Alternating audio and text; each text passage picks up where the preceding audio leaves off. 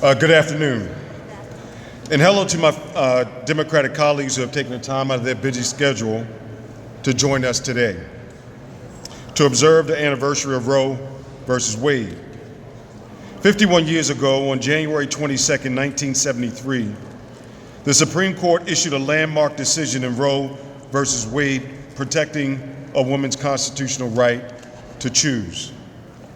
The case reaffirmed basic principles of equality, reinforced the fundamental right to privacy, and enabled women in this country to make deeply personal decisions free from political interference.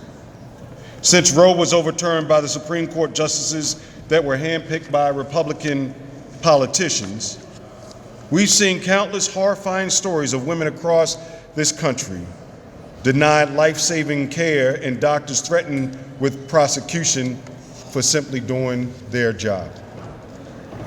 This should not be happening, not here in Georgia, not anywhere in this nation. Who would have thought that our granddaughters would be worse off than their grandmothers? The state of reproductive freedom in Georgia at this particular time is untenable. This is about our freedom to decide when, where, and with whom to have a family. I, for one, believe that a woman has a right to make that decision for herself. Republicans believe politicians have the right to make our most personal decisions based on their values.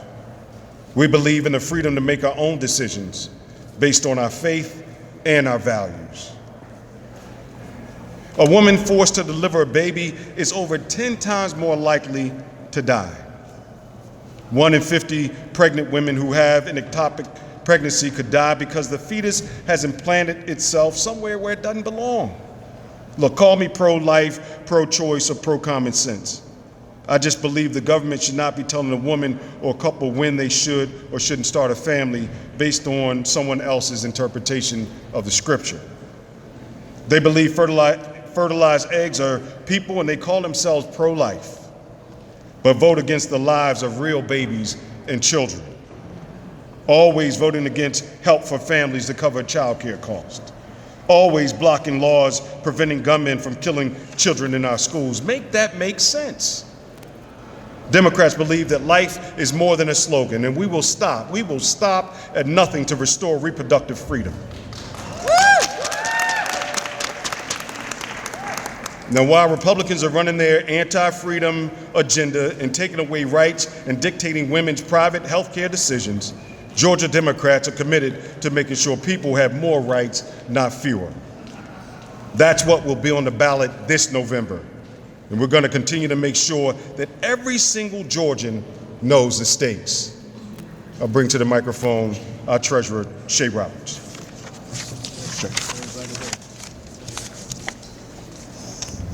Thank you, Leader Beverly. Hello, everyone, and thank you for joining us this afternoon. Today, we commemorate what would have been the 51st anniversary of the Roe v. Wade decision, a decision that correctly recognized the right to abortion as a fundamental liberty. It is still jarring as we stand here today to realize that Georgia women no longer enjoy the same reproductive freedom we did for almost 5 decades.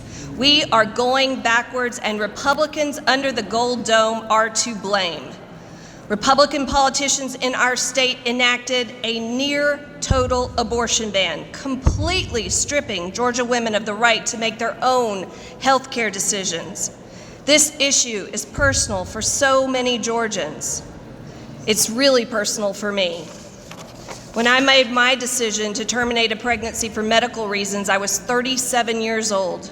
My husband and I were thrilled when we found out we were pregnant, but a little apprehensive with the extra caution required when you're over 35. After a 12-week ultrasound, we received a call from our doctor. A blood test indicated that the fetus had trisomy 18, a chromosomal disorder my physicians classified as incompatible with life.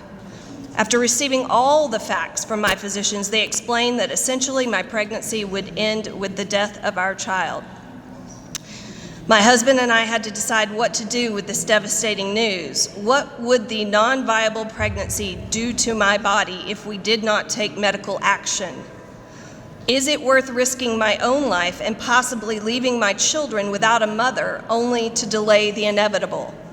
I knew what I had to do and scheduled the abortion. I have absolutely no doubt in my mind that it was the right decision for me and my family, including my unborn child.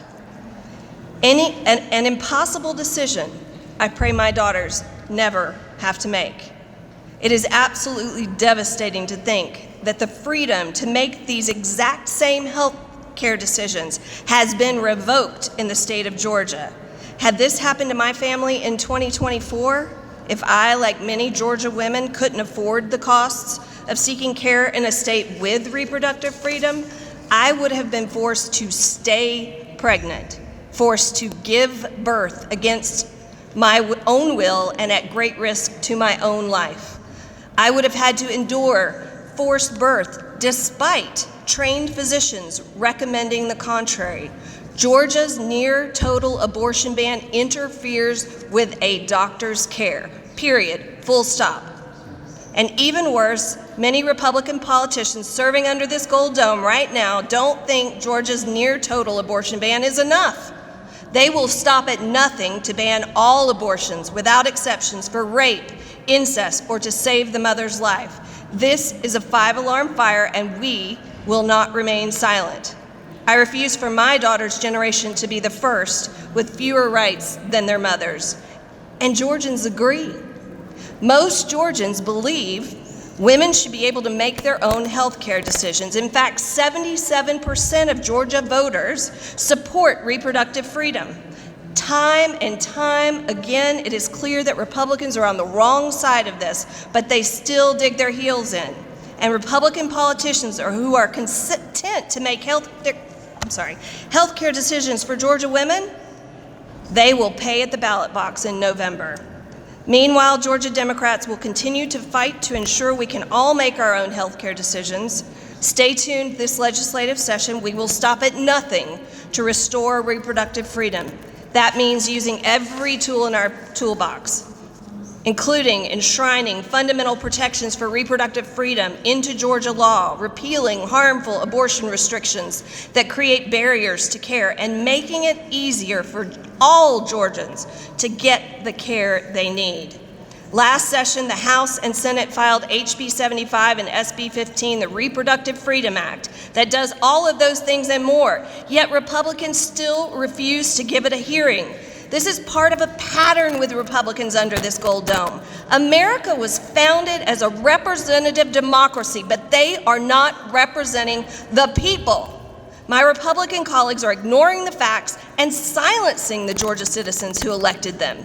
Since they won't let the people speak on this issue, Georgia House Democrats will hold its own hearing on Wednesday at 2 p.m. across the street at the Presbyterian Church. Yes, you heard that correctly. Republican leadership will not allow us to use a committee hearing room in this House, the people's house, even when no one else is using it.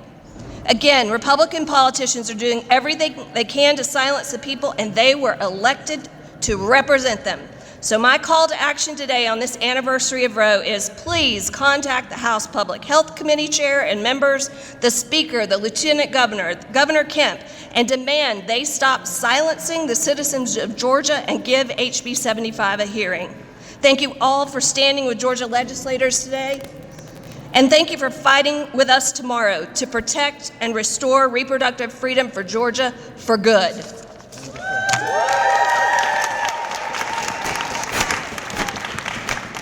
Good afternoon. I am Representative Carl Gilliard, the chairman of the Georgia Legislative Black Caucus. As my colleague said, it is an issue in this defining moment for we the people. The Constitution says we the people in order to form a more perfect union. What better union than to give a woman the right to choose? Establish justice, ensure domestic tranquility. Well, what justice have we gotten when the people have spoken up that they have a right to choose over their own bodies? Ensure the blessings of liberty to ourselves, to our prosperity, do ordain and establish this Constitution of the United States of America. And if America and Georgia establishes something for the people, then it should be the right to choose and not the right to abuse. The woman that is standing in her position of either choosing whether to or not to. So many times we've been under these gold domes, and as we represent over 3 million constituents across Georgia with over 74 senators and state representatives, it is in awe that our colleagues must listen to the voice and the will of the people.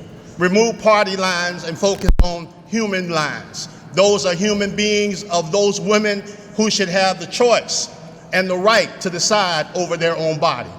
As a father of daughters, they have a right to choose. And as a husband to my wife, it is always essential that we don't go through what they go through. And so on today, the Georgia Legislative Black Caucus stands in unity with our caucuses in the Senate and in the House. And today we represent we, the people.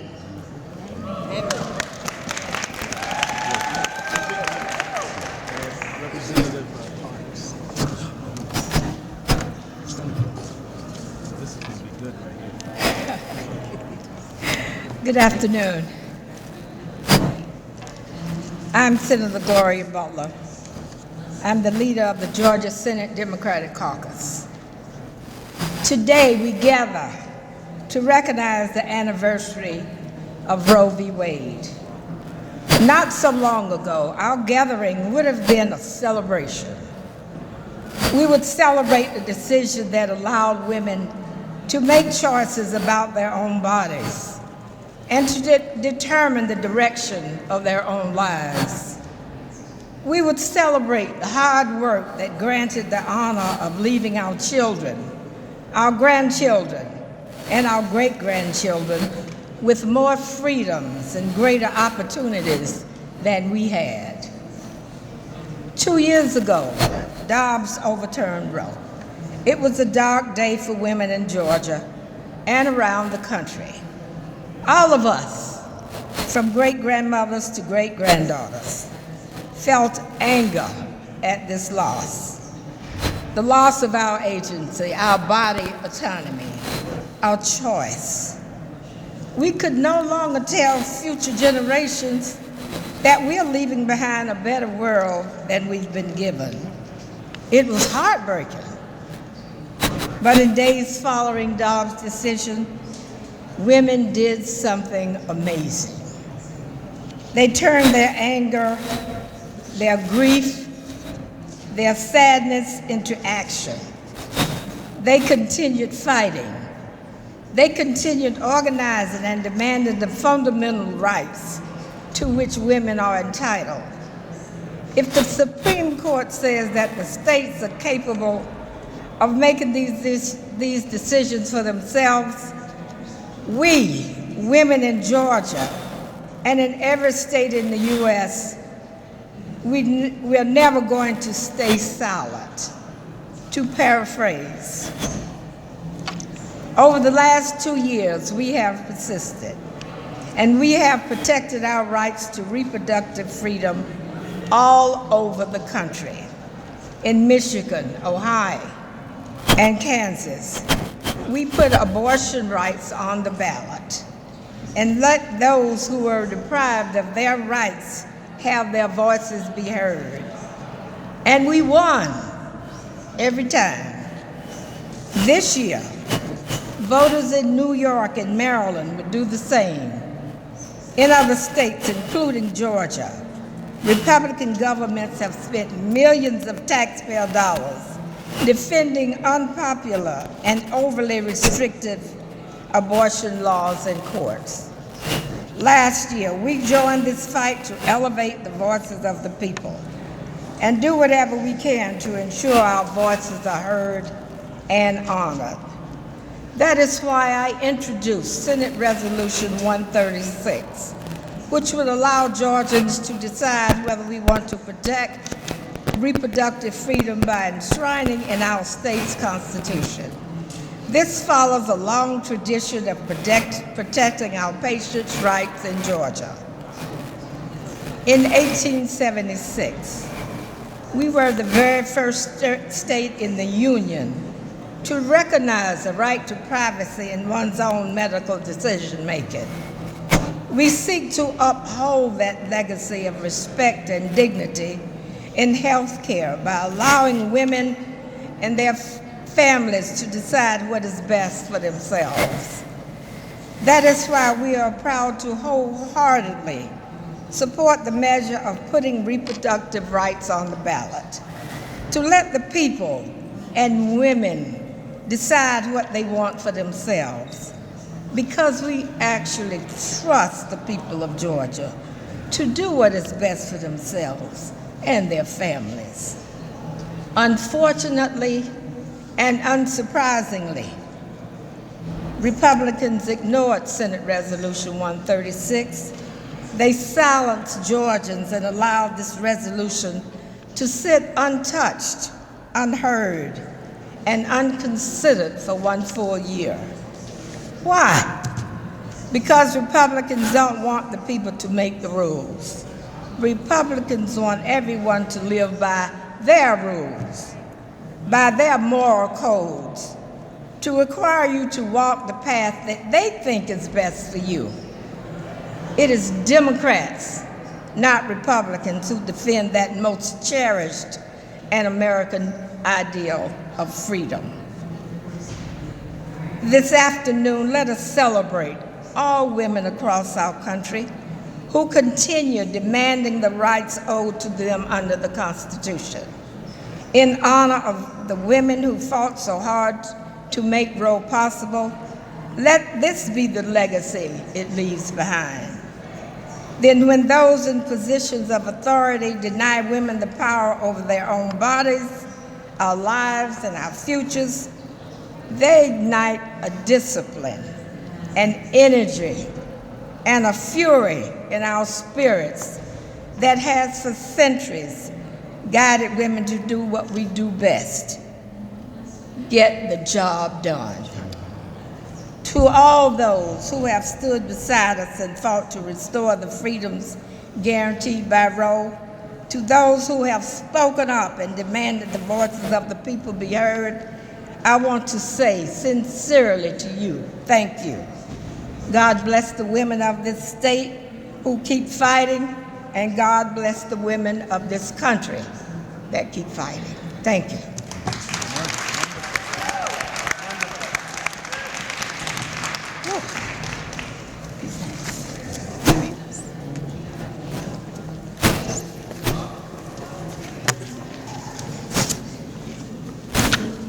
Hello, my name is State Senator Nabila Islam Parks. I stand before you with a heavy heart, yet fiercely determined. I am proud to be the youngest woman to serve in the Georgia Senate. This has often afforded me a unique perspective, not just on reproductive rights, but on all issues facing Georgia families.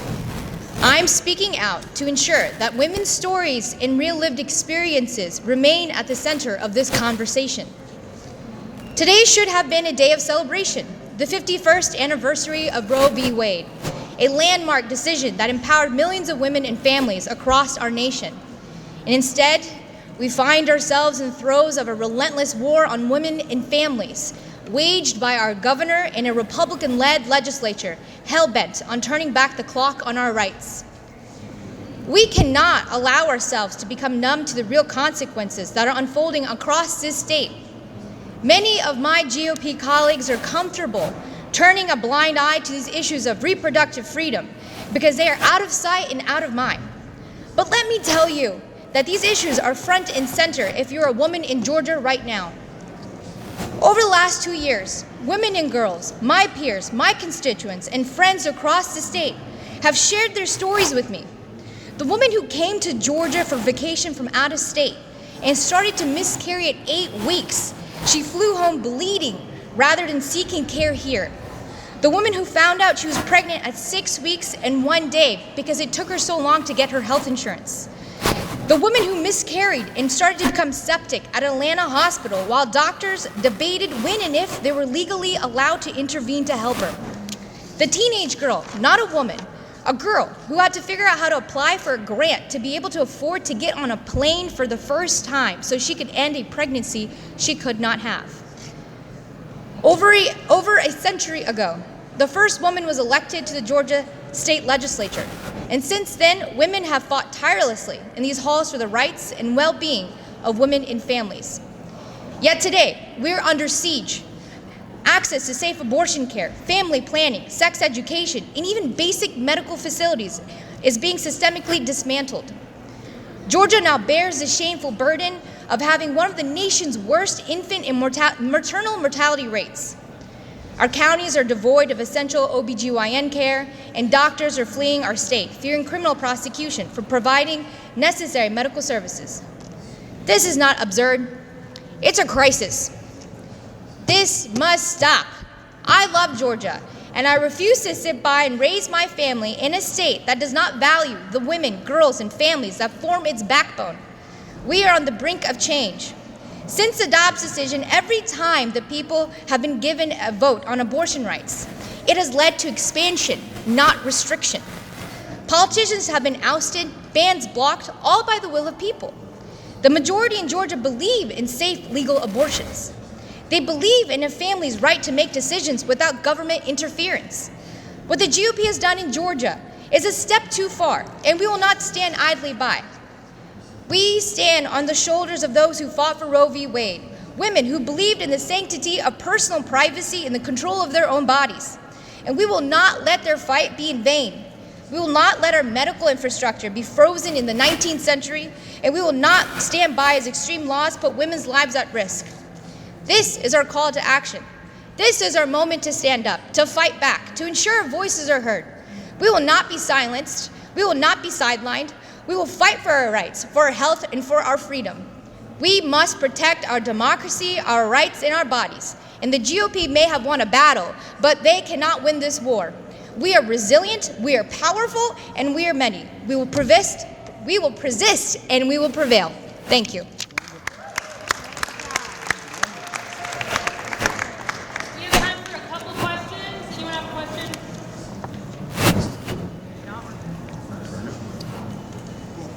Yes, sir. What would be some of the first steps, some of the first actionable steps you'd like to see from the Republican side in order to help? Give our legislation and resolutions a hearing. Let the people actually come and speak in the people's house and tell them how they want to be represented. Anyone else question? All right, thank you for your time. Thank you.